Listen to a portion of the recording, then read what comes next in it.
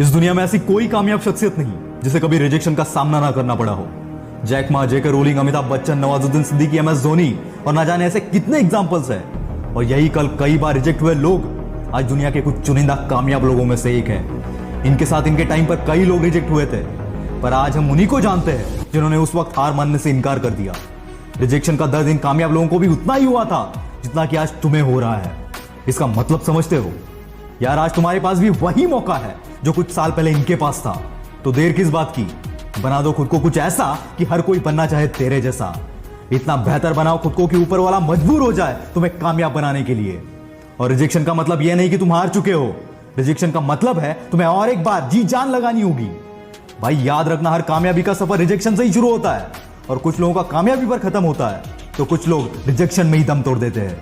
आज की वीडियो में 5 कहानियां मैं आपके साथ शेयर करूंगा और कहानी सुनने के बाद कमेंट्स में बताना कि इनके जितने रिजेक्शन आपने फेस किए। और अगर जवाब है नहीं तो सवाल ही नहीं आता रिजेक्शन के डर से पीछे हटने का। कहानी नंबर 1।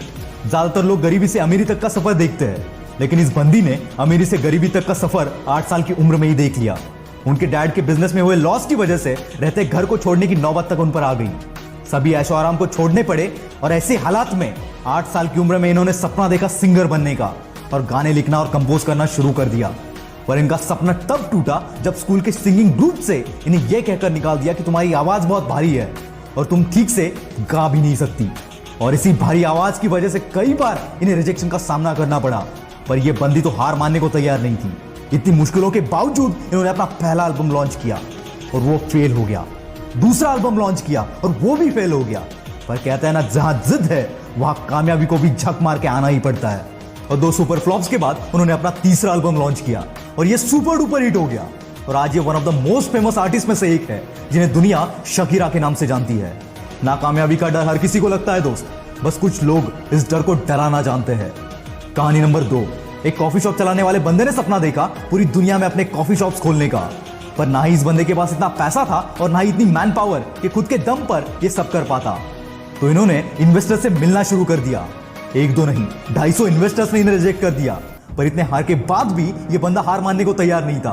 और जब इरादा मजबूत हो तो खुदा को भी तुम्हारी किस्मत बदलनी पड़ती है। और ऐसा ही कुछ हुआ। इन्वेस्टर मिल गया और कामयाबी की सीढ़ी चढ़ते चढ़ते इन्होंने अपने कॉफी ब्रांड को पूरी दुनिया में फैला दिया।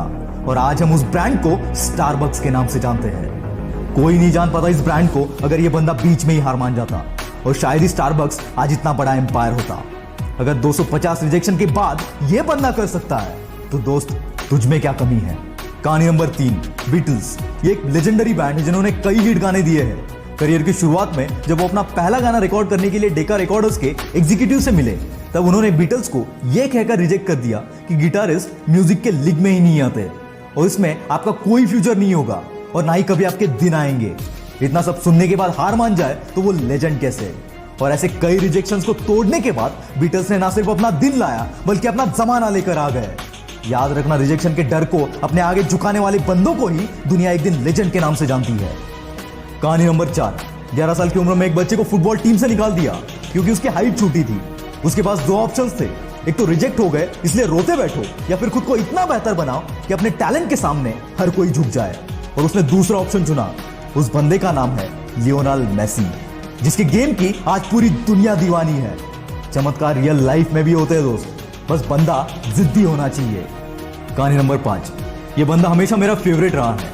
इनके जितने रिजेक्शंस और फेलियर अगर किसी नॉर्मल बंदे के लाइफ में आते तो शायद ही वो सरवाइव कर पाता। पर इन्होंने ना बस सरवाइव किया पर ऐसी कामयाबी हासिल की जिसकी मिसाल आज तक दी जाती है। 24 साल की उम्र में उनके मंगेतर का निधन हो गया। खुद का बिजनेस शुरू किया पर वो भी फेल हो गया।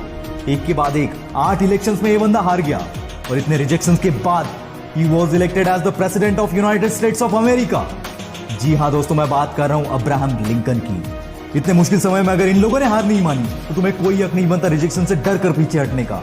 अगर डरना ही है तो उस रिग्रेट से डरो जो टाइम निकलने के बाद होगा।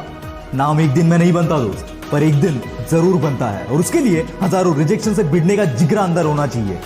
वीडियो अच्छा लगा तो लाइक, शेयर और सब्सक्राइब करके अपना प्यार जरूर दिखाना। मैं हूं आपका द विल पावर स्टार। मिलते हैं अगले वीडियो में।